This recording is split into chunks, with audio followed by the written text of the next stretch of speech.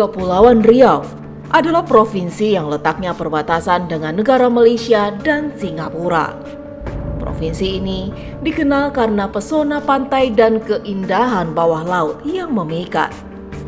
Namun di balik keindahan itu, provinsi ini masih dijadikan jalur praktik pengiriman pekerja migran Indonesia atau PMI ke luar negeri. Lokasinya yang strategis berbatasan langsung dengan negara tetangga menjadikan wilayah ini ladang subur bagi sindikat perdagangan manusia. Bagaimana jaringan ini bekerja? Inilah penelusuran tim Yunus Reportase dari garis depan perbatasan. Di tengah pesatnya pembangunan di Provinsi Kepulauan Riau, khususnya Kota Batam, masih terselip praktik gelap tindak pidana perdagangan orang. Aktivitas penyelundupan pekerja migran Indonesia atau PMI menjadi tantangan yang terus diperangi di provinsi berjuluk Negeri Segantang Lada ini. Kasus demi kasus muncul ke permukaan. Bahkan, dugaan keterlibatan oknum aparat penegak hukum juga pernah terungkap. Salah satu kasus yang cukup menghebohkan adalah penangkapan oknum anggota Polres Bintan berinisial AK pada Desember 2024 oleh Satreskrim Polresta Tanjung Pinang atas dugaan keterlibatan dalam jaringan perdagangan orang. Fenomena serupa juga marak di Kota Batam. Pada Kamis 19 Desember 2024 pukul 10.30 waktu Indonesia Barat, Direktorat Kepolisian Perairan dan Udara Ditpol Airut Polda Kepulauan Riau menangkap dua pelaku TPPO yakni RKL alias R 45 tahun dan LPW alias L 42 tahun. Penangkapan keduanya dilakukan di dua lokasi berbeda tetapi dalam waktu yang hampir bersamaan. Penangkapan ini hanyalah satu dari sekian banyak kasus yang terungkap di kota berjuluk Bandar Madani ini. Ada banyak lagi kasus yang akhirnya menguap ke publik. Kasubdit Gakum Ditpol Airut Polda Kepulauan Riau, Kompol Saiful Badawi, mengatakan sepanjang tahun 2024 pihaknya berhasil menangani 19 kasus tindak pidana perdagangan orang TPPO dengan tersangka sebanyak 29 orang, serta jumlah korban 82 orang. Penangkapan ini hanyalah satu dari sekian banyak kasus yang terungkap di kota berjuluk Bandar Madani ini. Ada banyak lagi kasus yang akhirnya menguap ke publik. Kasubdit Gakum Ditpol Airut Polda Kepulauan Riau, Kompol Saiful Badawi, mengatakan sepanjang tahun 2024 pihaknya berhasil menangani 19 kasus tindak pidana perdagangan orang TPPO dengan tersangka sebanyak 29 orang, serta jumlah korban 82 orang. Angka ini belum termasuk dari dua pelaku yang kembali ditangkap oleh Ditpol Airut pada Kamis 19 Desember 2024 dengan jumlah korban 7 orang. Ia merinci selama Januari pihaknya mengamankan 33 PMI ilegal. Kemudian pada Maret, April, Mei, dan Juni masing-masing bulan 5 orang. Juli 12 orang, Agustus 9 orang, September 1 orang, Oktober 2 orang, serta November 5 orang. Dari kalau misalnya untuk pelabuhan internasional, mereka itu biasa diinikan oleh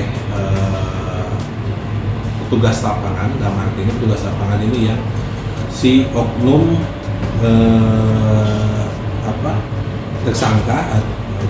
tersangka yang dia merekrut dari masyarakat yang melalui media sosial siapa yang mau berangkat. Jadi mereka kendalikan lewat telepon, mereka kendalikan dari jarak jauh sehingga mereka bisa berangkat melalui pelabuhan resmi. Sama juga dengan pelabuhan tikus. Pelabuhan tikus hanya dia untuk keberangkatannya ini biasanya di malam-malam hari, mengingat waktu yang sepi dan juga merasa situasi aman. Posisi Batam yang berdekatan dengan Singapura dan Malaysia membuat daerah ini rentan menjadi penyelundupan PMI baik dari pelabuhan resmi maupun pelabuhan tikus. Apalagi seringkali pelaku memberangkatkan korbannya dengan modus sebagai pelancong, sehingga membuat mereka bisa kapanpun berangkat. Hal ini sering membuat petugas terkecoh dengan alasan mereka. Banyak dari mereka saat diperiksa mengaku hanya berlibur ke negara tetangga, sehingga menyulitkan kepolisian mengungkap kasus yang terjadi. Saya sampaikan menyulitkan. Kenapa saya bilang menyulitkan?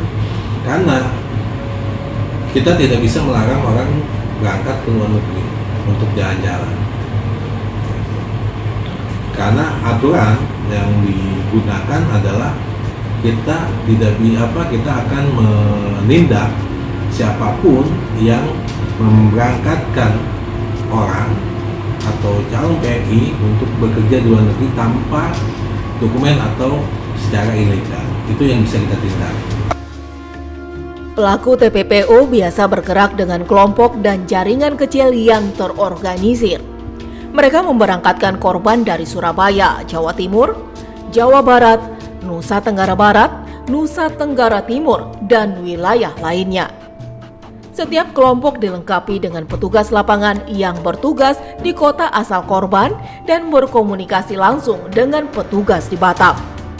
Bahkan ada pelaku yang mengendalikan aktivitasnya hanya melalui telepon seluler. Modusnya sederhana. Para pelaku memanfaatkan iklan di media sosial untuk menarik perhatian calon korban. Setelah korban tergiur, petugas lapangan akan mendatangi mereka atau sebaliknya. Korban kemudian diberangkatkan ke Batam, tempat jaringan pelaku berikutnya, melanjutkan proses pemberangkatan. Pelaku biasanya mengirim 2 hingga 3 pekerja migran non-prosedural secara bertahap setiap bulannya. Pelabuhan internasional itu ada beberapa pelabuhan internasional ya seperti Batam Center ataupun di Harbour Bay. Itu istilahnya yang digunakan untuk PMI non prosedural. Ada juga pelabuhan tikus. Pelabuhan tikus di mana? Banyak seperti kayak di daerah Kupang, daerah Batu Aji, daerah Sagulung, itu yang dipakai untuk PMI. Ada juga yang di daerah Galang. Dengan semakin maraknya kasus ini, Ditpol Airut Polda Kepulauan Riau pun terus meningkatkan patroli rutin di pelabuhan-pelabuhan tikus serta petugas lapangan yang intensif mencari informasi. Di sisi lain, Balai Pelayanan Pelindungan Pekerja Migran Indonesia BP3MI Kepulauan Riau mencatat jumlah penanganan perlindungan PMI sepanjang tahun 2024 sebanyak 3.020 orang. Kepala BP3MI Kepulauan Riau Kombes Pol Imam Riyadi merinci jumlah tersebut mencapai 710,9% dari target perlindungan sebanyak 425 orang. Sementara penempatan legal mencapai 1.026 orang, melebihi target awal yaitu 550 orang atau mencapai 186,56%. Dengan rincian 480 warga Kepulauan Riau dan sisanya 546 orang berasal dari luar daerah. Dari total pencegahan atau perlindungan dan penempatan ini tidak seimbang, justru lebih banyak perlindungan para pekerja migran. Di sisi lain juga Kepulauan Riau sebagai tujuan masyarakat yang para pekerja migran kita yang terkendala di luar negeri ya dikembalikan melalui KEPRI ini, sehingga total perlindungan kami ada 72,4%, penempatan kami ada 27,6%. Sehingga stigma yang melekat, Kepri ini ya ternyata sebagai lintasan ya PMI non prosedural. Jadi memang faktanya seperti itu. Dan itu juga kami juga siapkan data juga bagaimana di mana tempat-tempat PMI non prosedural ini diberangkatkan. Tentunya rekan-rekan, selain juga kami melakukan penempatan pencegahan, kami juga dari data kami yang terkait perlindungan dari 3020 tadi, deportasi ada 1.896, repatriasi ada 48, PMI yang rentan sakit ada 91, jenazah ada 3, pencegahan dan pengamanan ada 982, termasuk juga pencegahan dari teman-teman TNI Polri dan teman-teman instansi lain yang melakukan pencegahan dan PMI-nya diserahkan ke kami.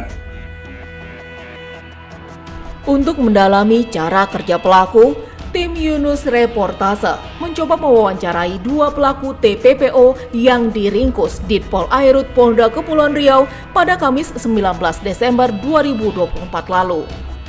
Berinisial RKL alias R, 45 tahun, asal Kupang, Nusa Tenggara Timur, dan LPW alias L, 42 tahun, asal Lombok, Nusa Tenggara Barat. Diketahui pelaku R ditangkap saat membawa 5 PMI non-prosedural dari Bandara Hang Nadim ke Pelabuhan Batam Center. Bersama pelaku, polisi turut mengamankan barang bukti paspor, tiket feri, uang tunai Rp500 Malaysia, dan mobil yang digunakan pelaku. Saat diwawancarai, R mengaku baru 2 kali terlibat penyelundupan PMI non-prosedural. Sudah berapa lama, Bang? Baru aja bulan ini 2 kali.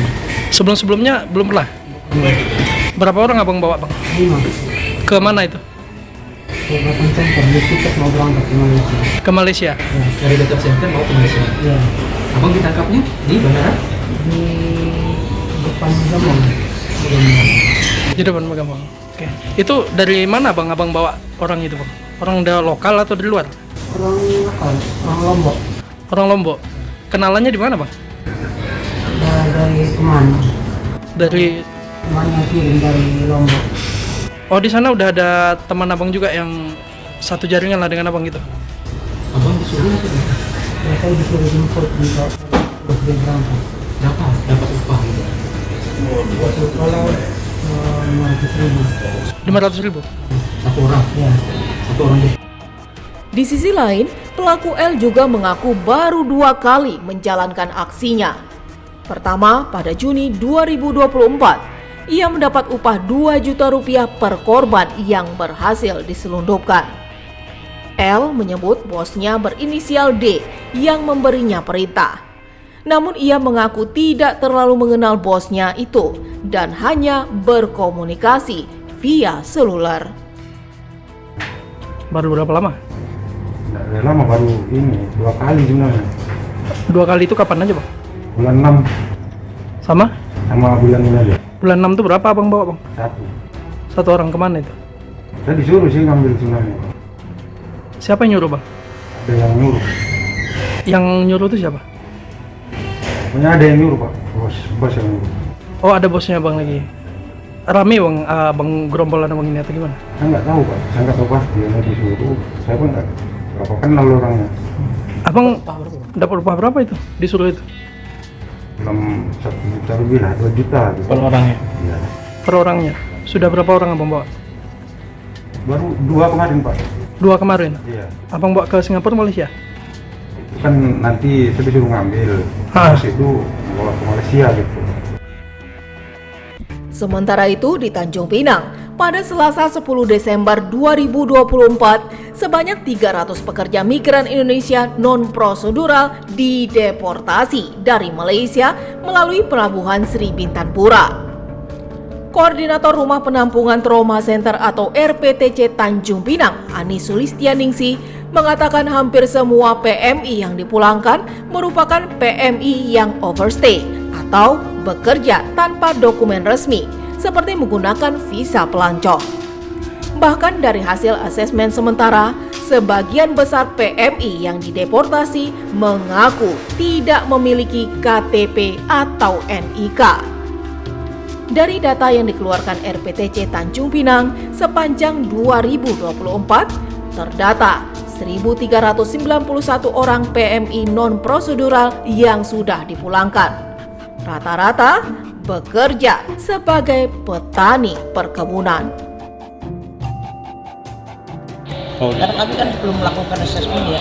Biasanya ada yang cerita bahwa mereka baru datang, belum sempat kerja, tapi misalnya sudah kena razia, terus masuk penjara, kemudian masuk depo imigrasi, itu ada juga beberapa yang belum sempat kerja.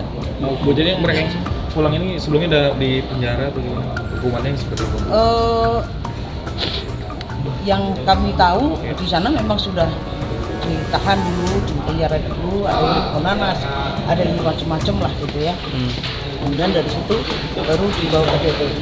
Bu, dari hasil asesmen sebelum-sebelumnya Bu, ya. Apakah ada yang dari jalur ilegal Bu, jalur tikus terutama untuk di Kepri Bu, keberangkatan? Banyak sekali. Banyak sekali. Yang jalur resmi justru sedikit. Rata-rata jalur tikus. Rata-rata mereka berangkat bahkan KTP aja mereka tidak tunjukkan gitu. Jadi KTP itu kita tahu tuh setelah kita assessment. Gitu. Bahkan mereka juga mengaku tidak punya NIK, tidak punya KTP, tapi setelah kita terus dalami, kita advokasi bahwa KTP itu harus punya, orang harus punya NIK dan sebagainya. Ada keluar juga, ternyata dia punya KTP, punya NIK. Dari hasil asesmen kita juga Bu, dari di mana aja Bu mereka mengaku masuk jalur tikus itu? Banyak sih ya jalur-jalur, saya juga tidak terlalu hafal ya jalur-jalur, tapi rata-rata mereka memang datang dengan jalur tikus yang Batam. Oh, nggak semuanya ada di Tanjung Pinang Bintan berarti Bu ya? Iya, dari mana-mana gitu. Fenomena ini juga disoroti oleh Kepala Kejaksaan Negeri Kajari Batam, Diketut Kasna Dedi. Ia menekankan penanganan kasus pekerja migran Indonesia atau PMI non-prosedural dan tindak pidana perdagangan orang atau TPPO harus dilakukan dari hulu hingga ke hilir. Menurutnya, pemerintah dan masyarakat berperan penting dalam memberikan solusi. Harus diselesaikan permasalahan di hulunya. Kenapa sih sampai orang pengen bekerja di luar negeri? Itu mungkin karena gajinya lebih besar. Di daerah mereka sudah tidak ada pekerjaan yang bisa mereka kerjakan. Nah, di hulunya itu harus diselesaikan dulu. Dibukakan lapangan pekerjaan, diberikan pekerjaan yang mereka benar-benar bisa kerjakan. Dengan cara apa mereka bisa kerjakan? Dengan melakukan pelatihan-pelatihan. Sehingga orang tidak tertarik lagi untuk beriming-imingi bekerja di luar negeri.